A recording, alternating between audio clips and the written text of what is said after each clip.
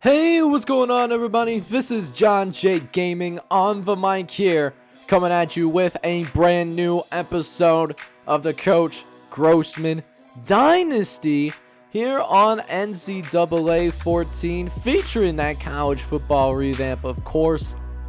We got another good episode in store. This time around, we continue American Conference play. We're now number 18 in the nation, but we could have a potential trap game on our hands. We are taking on a 1-5 Memphis squad. They have been down bad, but if you look at their stats, B overall team, B offense, B plus defense. Our offense is now upgraded to an A- while still having a B overall defense. Could be a trap game because we aren't that much better than Memphis, at least on paper. But we have been doing a really good job on the field so far. So, all that being said, I'm certainly excited for this episode, and I hope you guys are too. And hey, if you are, I need you guys to do me a favor. Smash that like button, hit that subscribe button for me as well if you have to be brand new. Let's see if we can remain undefeated and build off this number 18 ranking that we have right now in the coaches poll. Let's go get it done, boys. So we won the coin toss, and we did decide to go ahead and allow Memphis to actually have the football first. We'll see what they do. In the first play of the game, they actually handed off on a jet sweep and managed to find a way to get to almost the 45-yard line. That was Rock Taylor, who ended up with the carry. And it's an automatic first down for the Memphis Tigers, as Brown will drop back the pass, looking over the middle. And I'm not sure what Keon Brown was looking for. Those type of throws that are just absolute head scratchers are maybe part of the reason why Memphis is 1-5 right now. But their short game over, extending us from the west to the east and vice versa, that's working out relatively well right now. As Chris Christian, he's able to get a catch and pick up a first down. As Keon Brown will drop back again, looking to the left-hand side, and somehow Marcolli Jones came down with that football. I had no idea how he came down with it, but he found a way to come down with it nonetheless. As Keon Brown is leading a great drive for Memphis right now, but eventually all good things do have to come to an end. Chris Christian could not reach the first down marker.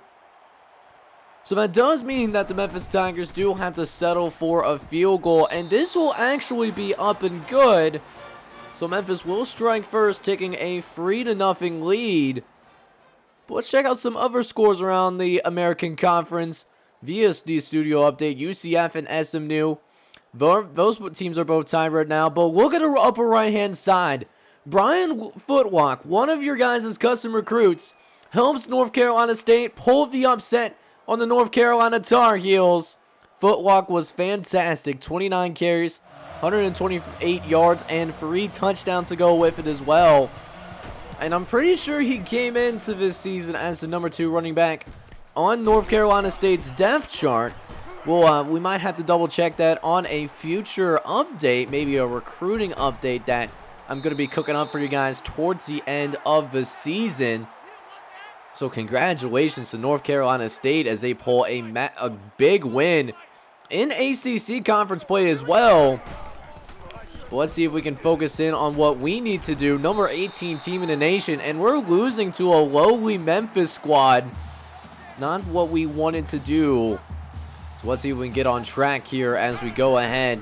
We set up the halfback screen to Timmy McClain. He's got some space on the right-hand side, trying to reach the first down marker, and actually almost found a way to get there. 10-yard gain. It's the first completion for Timmy McClain, who is off to a little bit of a slower start, but he is starting to warm up a little bit here midway through this first quarter. First and goal opportunity, and I'm liking what I'm seeing in terms of matchups. We're going to run the quarterback draw, and Timmy McClain will find himself into the end zone. Touchdown, Southern Florida. And the number 18th ranked team in the nation will go ahead and take a 7-3 lead. You absolutely love to see it. Let's see if our defense can do a little bit better this time around. Gave up too many big plays for my liking, and that's what I want to see. That's what I'm talking about, baby. getting a fumble right on the next drive. And how about that? Townsell actually fell on it for the USF Bulls. So now a 7-3 lead as we go read option here, following the fumble recovery by our defense. And Timmy McMahon is already getting us into the red zone. Let's see if we can follow that up with our very first touchdown of the game, at least through the air, as Sincere Brown will get us a little bit closer. An 8-yard gain on the play. So now, 2nd and short coming up for the USF Bulls, as McLean will drop back the pass. He's going to throw it to the right-hand side. It's a halfback screen to Brian Batty, and it's going to be a touchdown for this USF offense. And that will mark the 25th passing touchdown of the season for Timmy McLean. And that will end up tying a school record for most touchdown passes in a single season. And the crazy thing is, though, we still have a lot of football left to play. I mean, even counting this game, you know, we got 5 games left to play. And most importantly, that gave us a 14-3 lead. So now the Memphis Tigers are certainly on their heels and desperately need a response, as they aren't going to get one just yet. As Keelan Brown runs into an absolute freight train, trying to set up the option, but he was not fooled. And it will make it 3rd and 17. Keon looking over the middle, finds his receiver in Marcelli Jones. But that being said, it was well short of the first down marker, so a good attempt by the Memphis Tigers. But that being said, they will have to punt this football back over to us. And it gives this USF offense, #1 in scoring offense in America, with another chance at the football. You love to see it. As now, Brian Batty, he's going to make a man miss. He's going to cut it inside and gets to about the 40-yard line. Huge first down for Southern Florida. As we get close to the end of the first quarter, as McLean goes with the play action, scrolls to the right, going to actually dump it down to Gunnar Greenwald. He actually does end up bouncing off a defender, though, for a gain of 11. And it's another first down for Southern Florida. The Bulls roaming out here on this football field as Yusef Terry put it on an absolute move, breaking the ankles of that poor Memphis corner. And that is how Timmy McLean gets the school record for most touchdown passes in a single season, for originally set by Quentin Flowers back in 2017. After 7 years, that record will officially fall in this game. And the number 18 team in America is certainly living up to that billing as your number 18th ranked team in the entire country is up by 18 points on Memphis after 1 quarter.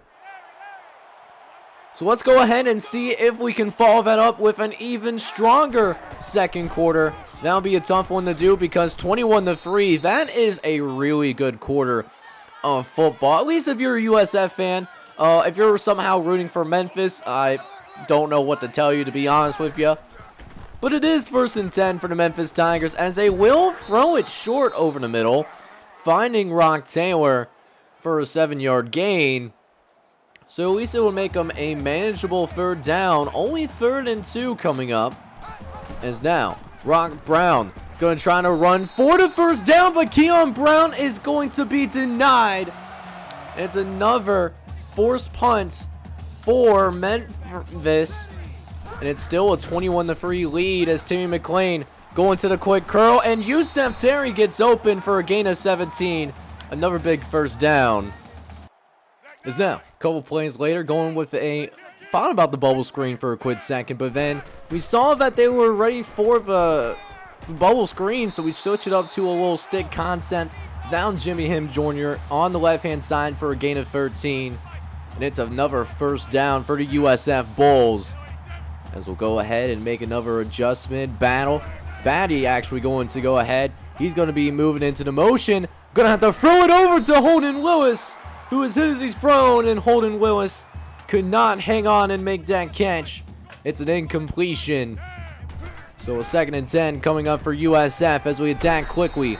Over the left-hand side, we find Jimmy Horn Jr. for a gain of 14 yards. But facing a 3rd and long, though, as we'll go ahead and try to hit on the 4 verts. McLean, he has to run for his life. He's going to throw it to Brian Batty, and he cannot reach the 1st down marker. So we actually end up putting this football away, because that was what our coaches wanted to do. Going with the punt. I don't even... Brain is on absolute brain fart, you know, just absolutely melting down right in front of you guys. Oh my goodness. But Memphis goes 3 and out on their next possession, though, as we go ahead. We tried to build on what we did on the last drive. We did get held a little bit short after a couple of 1st downs. Let's see if we could end this one with 6 more points on the board, as McLean's going to try to look for Jimmy Horn Jr., but that pass was just well covered. Nobody really to go to the football with. So now a 2nd and 10 coming up as we find Holden Lewis on the out route, and that will end up being a 1st down. It's a gain of 10. As we got another 1st and 10 coming up here as McLean drops back, looks over the middle, and finds Holden Lewis for a gain of 6. Another nice little pass play over the middle as we approach the final 3 minutes here on this 1st half. 2nd and 4, McLean dropping back, looking, gonna go ahead and scramble out of the pocket. There's a 2 men behind him. He will end up scrambling out of bounds, though, saving that body a little bit. But another 1st down for the USF Bulls as we pull closer to a goal line situation. 2nd and goal. It's Yusef Terry who breaks the tackle and gets into the end zone. Touchdown, Bulls. And USF, baby, is going to go ahead and make this lead even bigger. And as it's now going to go ahead and make it 28-3. As we do get into the last couple of minutes of this 1st half. And Memphis hasn't really gotten much going outside of their very 1st possession of this football game. We'll see if they can find some of that magic that they had on that 1st drive. As Keon Brown is actually going to try to set up the screen, but it's almost intercepted. Marvin Jackson was covering that halfback screen extremely well. Just could not secure the catch in. He had the opportunity to make the interception. Just did not happen for us. And after a couple of broken tackles, Keon Brown's going to make us pay for it a little bit. Picking up the 1st down all by himself. A speed option to the left. So now, 2nd and 10, it's another screen, and this time we were kind of a little bit off guard, and Robinson was able to find a few yards through the air. A gain of 7 for the backup tailback. As Patrick Robinson, only his 2nd catch of the day, sets up 3rd and short. As Keon Brown wants to try to throw for the 1st down, but Brown gets brought down, and look who it is, Marvin Jackson, making that tackle. And with 2 timeouts left to play with, we got a minute left to play now. We can definitely make something shake here before the end of this 1st half. The question is, we'll see how well we can run this offense in the 2-minute drill. 2nd and 3, McLean in the shotgun, got a receiver open downfield, and it's Gunnar Greenwald. That will get us to about midfield. As USF scrambles to the line quickly. Gotta get a play off fast as that clock is ticking. 1st and 10. McLean over the middle and finds Holden Lewis, but it's not a 1st down. So we will end up using our 2nd timeout. As now it's 2nd and 3 coming up, counting out the timeout. As McLean will throw again, this time finding Yusef Terry over the right-hand side. Through that right in between double coverage. But found a way to make that play work anyways. As the 28-3 lead grows, trying to get it out to Yusef Terry again, but that will end up being incomplete. So 2nd and 10 coming up, 36 seconds left to play. That incompletion did end up stopping the clock, as does that incompletion as well. But we will be facing 3rd and 10. Going to try to run with the screen here for Jimmy Horn Jr. He's got some space to work with. Had a couple of blocks, but the Memphis defense does a great job rallying to the football. And we thought about settling for a field goal, but instead we're actually going to go about going for it here on 4th down, as McClain trying to make something shake, but he's going to get sacked in the backfield. So a 28-3 lead potentially might be squandered. And yet Keon Brown, he's going to throw over the right-hand side, but it's going to be fumbled, and Will Jones is going to recover it for the USF Bulls. Looking for some space before halftime, but will end up just giving himself up. So we don't get any points. We turn the ball over on 4th down, but we respond with a turnover ourselves. Remember, we do get the ball to start this second half, and we have a huge lead, going to be up 28-3 at halftime. All right, boys, so welcome back to the second half as we go ahead and try to get to work real quick as McClain will drop back. We had a receiver open downfield, but we could not get it over to him. Gunnar Greenwald, wide but naked open on the stick and hod concept, but just did not have the time, unfortunately. And a 10-yard sat makes it 2nd and 20, but we get almost all of those yards back as Yusuf Terry gets us extremely close to the 1st down marker. It's a 3rd and inches, which will have Brian Batty taking care of the rest. He'll pick up a gain of 8, and that will set up an automatic 1st down. Is now 1st and 10 coming. McClain going to go ahead and get himself settled in the pocket, facing some pressure, and finds Jimmy Horn Jr. downfield for another 1st down. A gain of 19 yards as we once again find ourselves in a familiar position in Memphis territory as we drive deeper and deeper. Pause. 7-yard catch by Yusuf Terry makes it a 2nd and 3. Read option. Gonna be Brian Batty. Got some space to work and is gonna gash the Memphis defense for a gain of 10. He has not gotten very many carries so far, but when he has possession of the football, he is able to make a difference. And so does Ben Archie. Been making a ton of noise through special teams, but he can run this football really well as well. First carry today goes for 11 yards, and it will lead to yet another USF touchdown. It will make it a 35-3 lead after the extra point, as Yusuf Terry will also go ahead and tie the school record for most receiving touchdowns in a single game. That was his 3rd one in this game. So we'll see if Memphis can make it a little bit more competitive so that we would be enticed to keep our starters in the game a little bit longer, because want to see if we can get that record for Yusuf Terry. Obviously, don't want to force feed him if it doesn't make any sense, but if he's open in the end zone, want to make sure we get him that record, though. I really want to make that happen for him. Sincere Brown almost gets into the end zone as well, but he will be marked shy, and it will be a 35-3 lead. We'll see if we can make it 42-3. Gunner fighting for the end zone, and he's going to be in there. Touchdown, USF.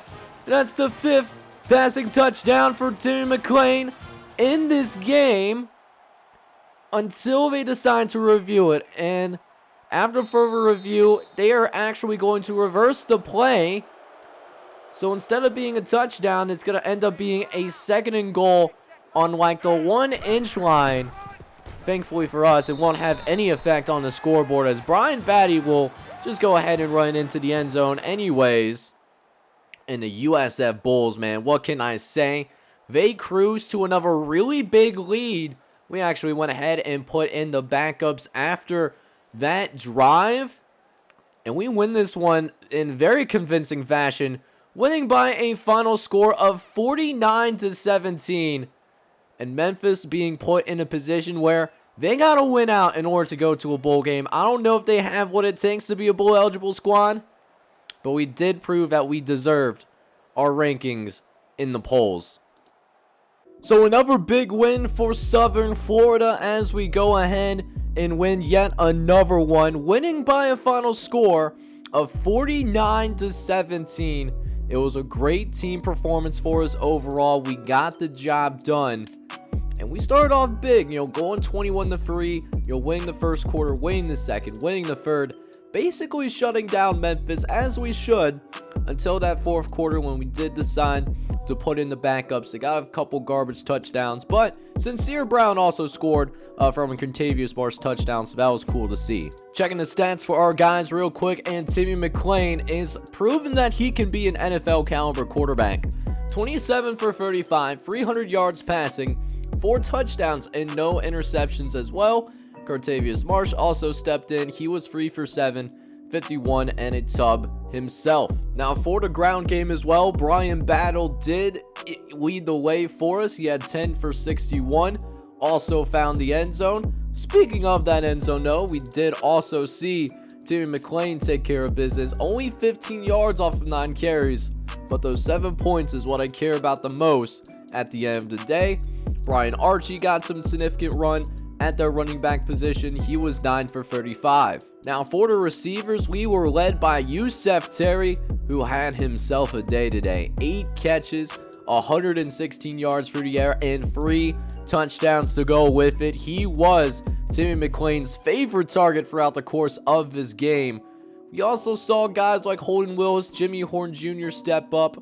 Brian Batty did find the end zone as well, and the same thing could be said for Sincere Brown, who ended up with his touchdown catch coming in the fourth quarter. Now the defense was certainly locked down, particularly our starting unit. We were led by Grady Nugent and Will Jones II.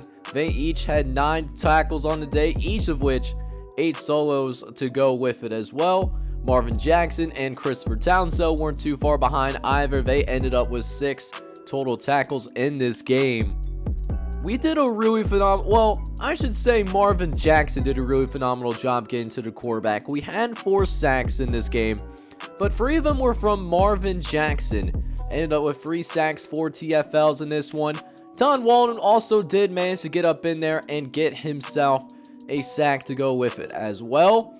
We did not get any interceptions in this game, but that being said, we did get a forced fumble. Grady Nugent did force a fumble in this one, which Will Jones II did recover for us. That led directly to a USF touchdown in the first quarter. So with the Memphis game out of the way, let's go ahead and take a quick look at how the recruiting board is shaping up for Southern Florida. And let's start with someone who we aren't going to end up getting, AJ Grant, a 4-star wide receiver. We are actually going to miss out on him. He was a 74 overall, but we are going to be locked out. It looks like it will be a 2-team race between Ole Miss and Florida State. Hate to see him go, but got to remove a little bit out of the recruiting board. But we're still in a bunch of battles. We are fighting for guys like Dennis Lewis. That's a 4-team race. Jason Duncan, Jason Robinson. That's between us and Florida Atlantic. The custom recruit Ivan Boneless. That's a 3-team race as well between USF, Florida Atlantic, and FIU as well. So looking to stay in Florida either way. It's between those 3 schools. Then we have Lance Bobo. That's a 4-team race onto it. Ben Jean. That's also a recruiting battle between us and Mid-Tennessee State. Dennis Parker, same thing. 4-team race to go with it as well. And then the final recruiting battle that we're in right now is Sean Murphy, who we did find out is a gem. He is a JUCO prospect, just a 1-star guy, but could be a good depth person while we develop the underclassmen on this roster. Right now, it's a 2-team recruiting race between us and Mississippi State. That being said, though, since the last time I talked about recruiting, we did add 3 new commits onto the squad. First, we have 3-star wide receiver Adam Covington, 5'11", 183 pounds. He is an East Naples project, 136th ranked wide receiver in his recruiting class. He wanted to stay in the state of Florida, and he will certainly get his wish. He is not very athletic though, only a 78 speed, 80 acceleration, so not necessarily quick for the wide receiver position, or not very elusive whatsoever. However, he is a decent catcher, and he does have a very good carrying ability as well. So this is somebody that will take good care of the football. I don't know how high his ceiling is going to be honest with you guys, because of the lack of speed, but he will be a good possession guy. Maybe we can put him in the slot. Another player that we did end up signing is three-star athlete Harrison Reddick from Bay St. Louis, Mississippi. He's the 57th ranked athlete in this recruiting class, and wanted to go somewhere not only where he can get early playing time, but also compete for a national championship. And given what we've done this year, we definitely fill out both of those criteria as well. Now, he does come in as a 68 overall. He's not very fast. He's a 67 speed guy. Great acceleration though, don't get me wrong. Could be somebody that could be potentially on the line of scrimmage. Maybe this guy is an offensive lineman, because nothing really sticks out for him necessarily. Decent strength, not very good with play recognition. I guess a decent catcher of the football, so maybe a tight end, but I'm thinking either tight end or offensive line for Harrison Reddick. And then finally, the other commit that we did end up getting is Mcmahan. He is the 23rd ranked punter in this recruiting class. He is from Lithia Springs, Georgia. And listen, he's just a great fit for us. Wants to stay close to home. Obviously going to get early playing time because somebody has to go ahead and punt this football. And loves what Jeff Grossman has been doing, undefeated as a head coach.